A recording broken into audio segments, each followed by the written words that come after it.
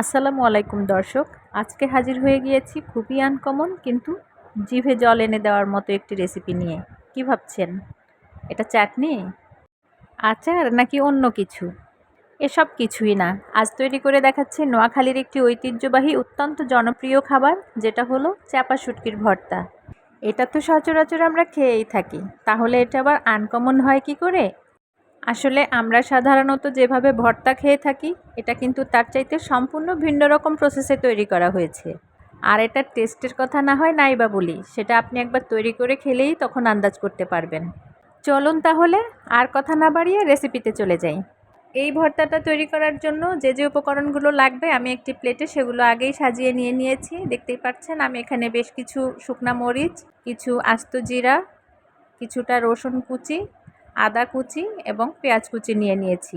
আর এই ভর্তার মেইন উপকরণ যেটা চাপা শুটকি, সেটা নিয়েছি আমি 10টির মতো। আমি এই শুটকিগুলোকে আগেই একটু কুসুম গরম পানিতে 10 মিনিটের মতো ভিজিয়ে রেখে তারপর খুব ভালো করে পরিষ্কার করে মাথাগুলো ফেলে তারপর নিয়েছি। কারণ শুটকির মাথাটা সহ ব্যবহার করলে ভর্তাটা তেতো লাগতে পারে, সেজন্যই আমি মাথাটা ছাড়িয়ে নিয়েছি।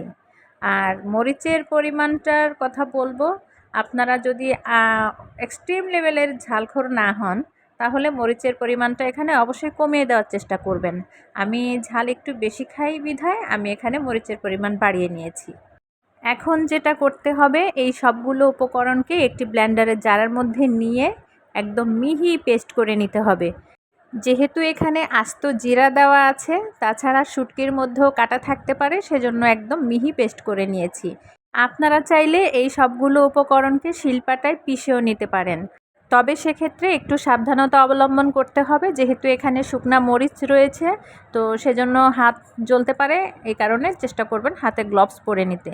তো আমি এখন সেই ব্লেন্ডারের জার থেকে এই শুটকি এবং অন্যান্য উপকরণের পেস্টগুলোকে একটি বাটিতে ট্রান্সফার করে নিচ্ছি। হয়ে গেছে, এখন চুলায় চলে যাই।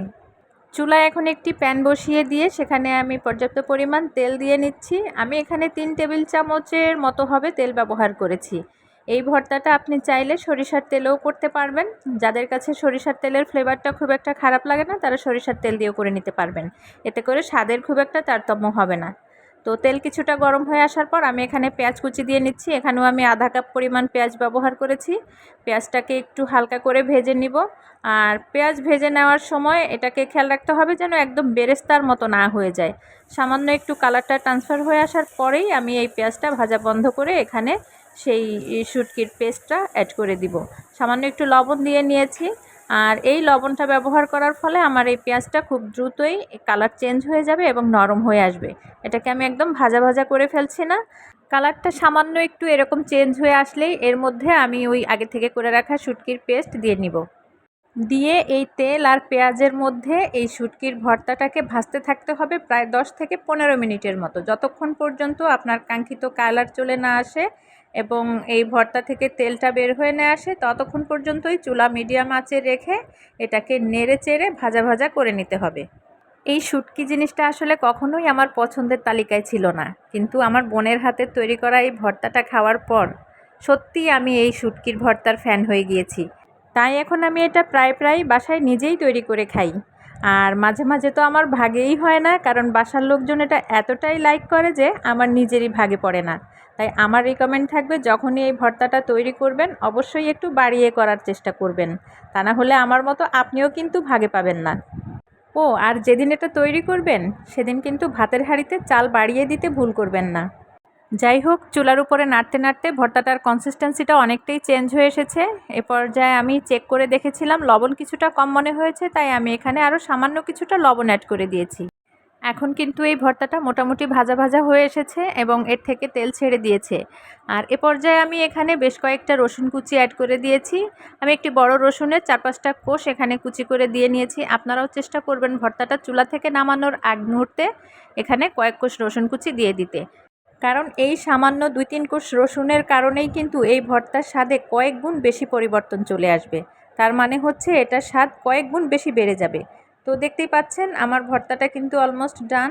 এখন আমি এই পর্যায়ে চলে আসার পর যখন ভর্তাটা একদমই ভাজা ভাজা হয়ে গেছে এবং তেল ছেড়ে দিয়েছে, এবার আমি একটি বাটিতে ট্রান্সফার করে আপনাদেরকে পরিবেশন করে দেখাচ্ছি।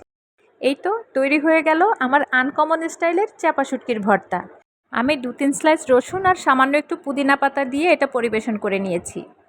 এই রমজান মাসে সারাদিন রোজা থাকার পর রাতের খাবারে অথবা ভোর রাতের খাবারে যখন শাক, সবজি, মাছ, মাংস কোনো কিছুই মুখে ভালো লাগে না, তখন এই ভর্তাটা ট্রাই করে দেখতে পারেন। অথবা খাবারের অন্য আইটেমের পাশাপাশি সামান্য একটু ভর্তা প্লেটে রাখতে পারেন। আমি গ্যারান্টি দিয়ে বলছি, খেতে না চাইলেও আপনার খাবারের রুচি কয়েক গুণ বেশি বেড়ে যাবে। এটাকে আসলে শুধু ভর্তা না বলে খাবারের রুচিবর্ধক মহা ঔষধও বলা চলে। তো আমার আজকের এই আনকমন ভর্তার রেসিপিটি আপনাদের কাছে কেমন লেগেছে? যদি ভালো লেগে থাকে তাহলে কমেন্ট করে জানাবেন। সবাই অনেক ভালো থাকবেন। আল্লাহ হাফেজ।